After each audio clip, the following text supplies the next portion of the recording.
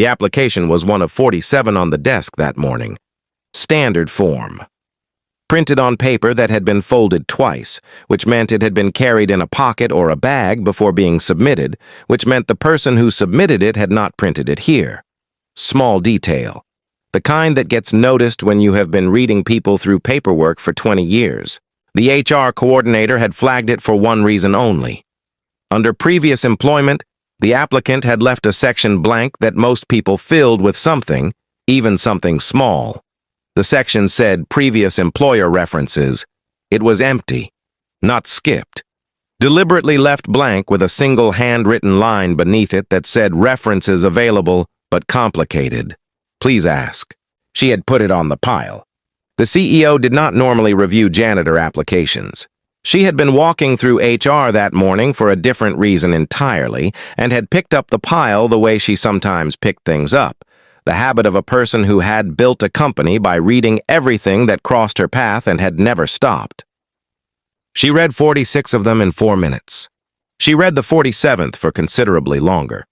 Then she looked at the name at the top of the form. She looked at it for a long time. She picked up her phone.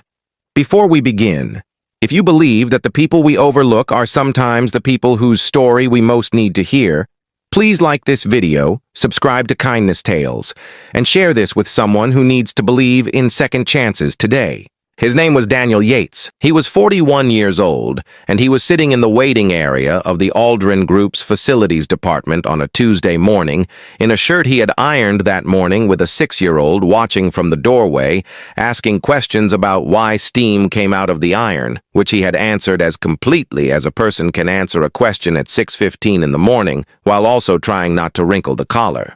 His daughter's name was Pip. She was 6 years old, and she had her mother's curiosity and her own entirely original way of applying it, which was specifically to everything, simultaneously, without prioritization. She had been dropped at school 40 minutes ago. Daniel had come directly here. He had applied for the janitor position because it had benefits. That was the primary criterion. Not the salary, though the salary was also relevant. The health insurance. The dental. The particular security of a position at a company large enough that the position was unlikely to disappear in a restructure, because large companies always needed their buildings cleaned, and that was a form of stability he had not had in 2 years. 2 years ago, Daniel had been the head of product development at a mid-sized technology firm called Veritas Systems. He had been there for 9 years. He had built the department from 4 people to 31. He had held patents under the company's name that had generated revenue he had watched from a distance, which was the nature of employment and which he had accepted because the work was good and the team was good and the stability was real. Then Veritas had been acquired. The acquiring company had done what acquiring companies do, which was to look at the org chart and identify redundancies. And the redundancy they had identified at the top of Daniel's department was Daniel, because the acquiring company had its own head of product and did not need two. He had been given a package and a handshake and a door. He had been given this at the same time that Pip's mother, his wife Clara, had received a diagnosis that required her full attention and his full presence, and had, 14 months ago, taken her entirely and left Daniel standing in a house with a 5-year-old daughter who asked questions about everything, and a grief that had no defined shape, and a resume that described a person who no longer existed in quite the same form. He had applied to 41 positions in 14 months. He had been interviewed for 9. He had not been offered any of them, not because he was unqualified, but because overqualified was the word that kept appearing in the feedback, the particular irony of being too much of something for every room you tried to enter. He had applied for the janitor position because it had benefits, and because Pip needed the dental, and because the form had not asked for his degree. He had left the references section with the honest line because he had decided that the one thing he had left to lose was his integrity, and he was not going to lose it on a form. Please ask. The CEO's name was Renata Aldrin. She was 54 years old. and she had founded the Aldrin Group at 31 from a contract cleaning operation she had run from a van with 2 employees and had built it into a facilities management company with 4,000 staff across 8 cities. She had done this by reading everything and trusting her instincts and maintaining, through 2 recessions and 1 near collapse, the central principle she had written on the first page of the first notebook she ever used for the business. The principle said, "The people who do the work that makes everything else possible deserve to be treated like the people who do the work that makes everything else possible." She had been reading Daniel's application for 6 minutes. She recognized the name from the patents. She knew Veritas. She had followed the acquisition with the attention she gave to movements in the sector because the sector was adjacent to her own interests. She knew what the acquisition had done to the department heads. She knew what the blank reference line meant. She called the facilities coordinator and said she would be conducting this interview personally. The coordinator said, "The janitor interview." Renata said, "This one, yes." Daniel was brought to her office on the 14th floor, which was not where janitor interviews were conducted and which he registered without comment, because he had learned in 41 applications that registering things without comment was a useful skill. He sat across the desk from a woman he recognized from the company's website and maintained the composure of someone who is surprised and is not going to let surprise decide what happens next. She said, "Your references section." He said, "Yes."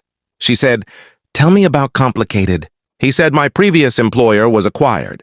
The acquiring company and I have an NDA that covers the separation. My colleagues from Veritas would speak well of me, but giving their names requires explaining the context, and the context takes longer than a reference form allows. I thought honesty was more useful than a blank." She said it was. She said, "I know Veritas. I know what happened to the department heads." He said, "Then you know the context." She said, "I know the professional context. Tell me the rest." He looked at her. He said, "My wife passed 14 months ago. I have a 6-year-old daughter. I have been applying for positions that match my experience for over a year. The word I receive most often is overqualified. I applied for this position because it has benefits, and my daughter needs the dental, and I am done letting the gap between what I used to be and what is available determine what I do next." Renata looked at him. She said, "What did you build at Veritas?" He told her. Not the resume version. The actual version. What the team was when he arrived, and what it was when he left. The problems they had solved, the ones they hadn't. What he had learned from both. She listened the way she listened when she was deciding something, with complete, unbroken attention. When he finished, she said, "I have a position that is not a janitorial position." He said, "I applied for the janitorial position." She said, "I know. I am offering you a different one." He said, "I would like to hear it." She said, "I have been trying to build an internal innovation function for 2 years. Not product development in the traditional sense. Process innovation. How we do what we do, how we make it better, how we stop doing the things that don't serve the people doing the work. I have hired 2 people into the role and lost both of them within 8 months because they understood innovation in theory and not in proximity to the actual work." She said, "You spent 9 years building a department from 4 people to 31. You know what the work looks like from the inside. You also know what it looks like from the outside because you have been on the outside for 14 months applying for positions and reading forms and navigating systems that were not designed with you in mind." She said, "That is not a liability. That is a specific and useful education that I cannot manufacture in a candidate." He said, "You are describing a significant position." She said, "I am." He said, "Based on 1 application and 1 conversation." She said, "I have been doing this for 23 years. I know what I am reading and I know what I am hearing." He said, "I need the dental." She said, "This position has the dental." He said, "I have a 6-year-old who asks questions about everything." She said, "So did I." She is now 26 and asks questions about everything professionally, which I consider a success. He looked at his hands. He said, "I left that reference line blank because I did not want to begin something with a version of myself that was easier to present than the real one." She said, "I know. That is the reason we are in this office and not in the facilities department." He said one honest line. She said one honest line. A kindness tale. There is a detail in this story that belongs here, between the application and the office, in the place where the invisible things live.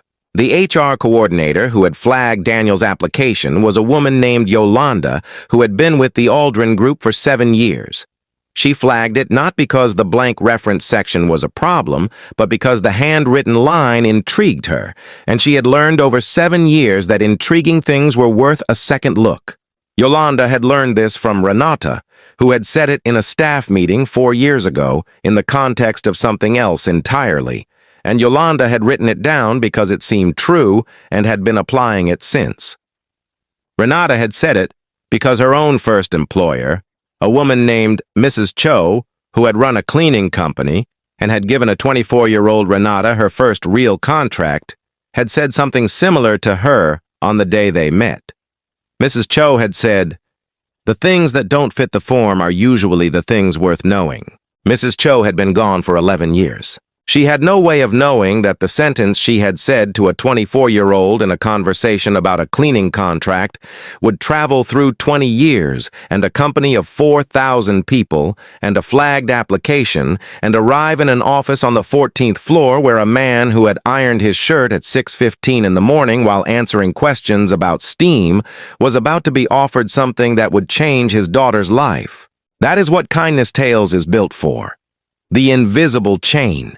The sentence that travels, the person who writes things down because they seem true and then acts on them 7 years later without knowing where the sentence came from or where it is going. Daniel accepted the position. He called Pip's school at lunch to let them know pickup arrangements were the same. He sat in his car in the parking structure for 10 minutes before driving anywhere because 10 minutes was the amount of time the morning required. He thought about Clara. He thought about what she would have said, which he knew precisely because he had known her for 12 years, and she had been consistent about most things, and one of the most consistent was this. She would have said, "I told you the right door was coming." He would have said, "You tell me that every time," she would have said, because it keeps being true. He drove to pick up Pip. She came out of school with the particular momentum of a 6-year-old at the end of a day that has been full of things she needs to report, which was every day, which was one of the things about her that was most entirely herself.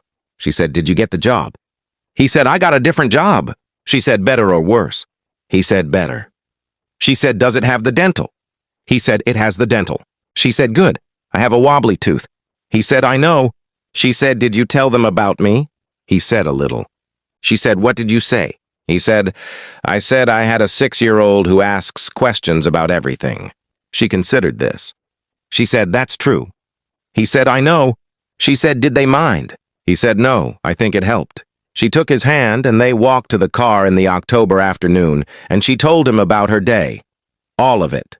In the order it happened, and the order it mattered, which were not the same order, but were both complete. He listened to every word. He always did. If this story stayed with you, please like this video, leave a comment, and share it with someone who needs to believe in second chances today. Subscribe to Kindness Tales for more stories of quiet resilience, unexpected grace, and the honest moments that open the right doors. Because sometimes the most powerful thing on a form is one handwritten line, and sometimes the right person is reading it. Welcome to Kindness Tales. We are so glad you are here.